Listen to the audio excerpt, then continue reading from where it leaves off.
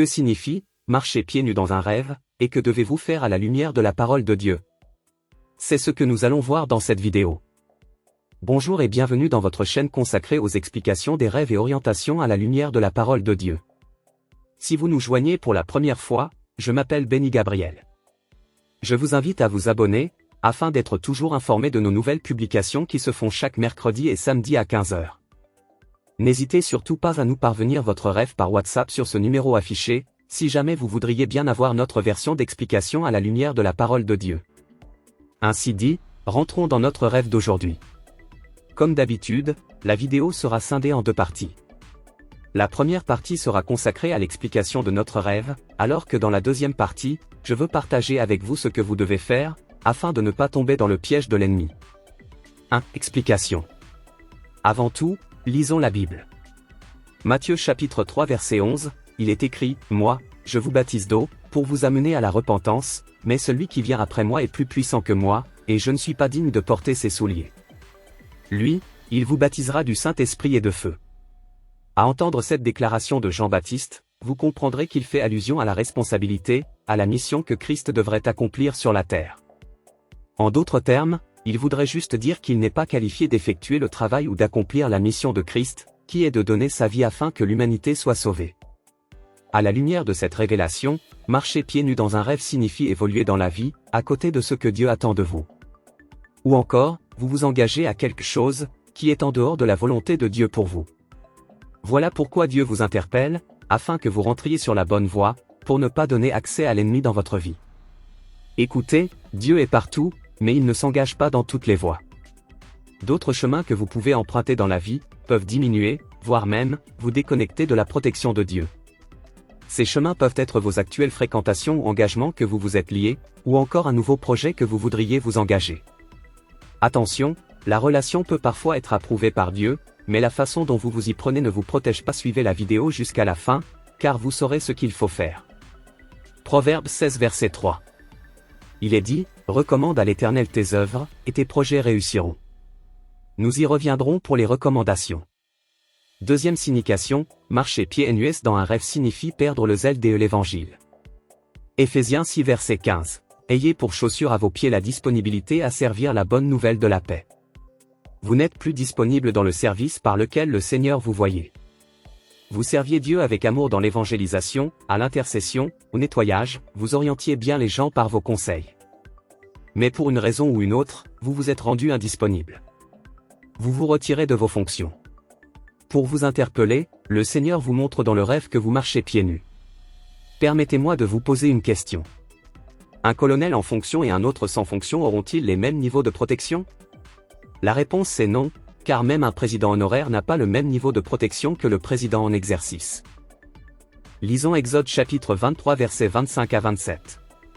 Dieu trompette, vous servirez l'Éternel, votre Dieu, et il bénira votre pain et vos eaux, et j'éloignerai la maladie du milieu de toi.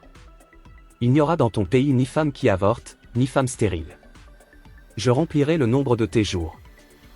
J'enverrai ma terreur devant toi, je mettrai en déroute tous les peuples chez lesquels tu arriveras, et je ferai tourner le dos devant toi à tous tes ennemis. Bref, le service du royaume des cieux assure la protection et la bénédiction sans limite. Conséquences si vous ne faites rien après ce genre de rêve. Nous avons relevé 3 conséquences, que voici. Première conséquence, vous marchez sans protection divine. N'importe quel serpent, qui l'image du diable et de ses acolytes, peut vous mordre parce que vous marchez pieds nus. Et leurs venins ou morsures peuvent se manifester dans votre vie physique sous forme des maladies, des pertes dans toutes ses formes et des limitations dans vos projets, car celui qui marche pieds nus ne saura pas parcourir une longue distance, ou accéder à des endroits prestigieux. Deuxième conséquence, si dans votre chemin il y avait des excréments alors que vous marchiez pieds nus, ça veut dire que vous êtes exposé au mauvais sort, aux envoûtements et aux blocages financiers.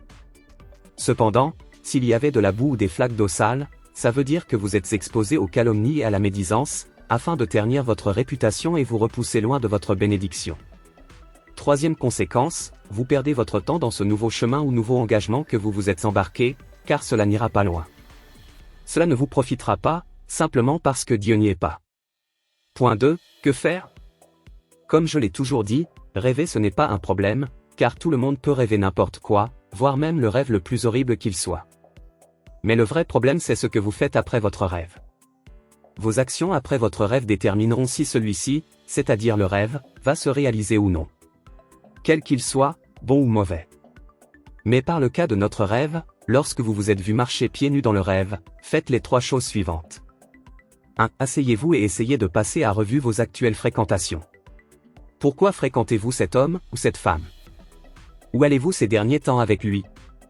Qu'est-ce qui fait l'objet de vos pensées ce dernier temps, car Dieu répond aussi aux pensées de votre esprit? Vos réponses sincères à ces 3 questions vous ouvriront une brèche de sortie.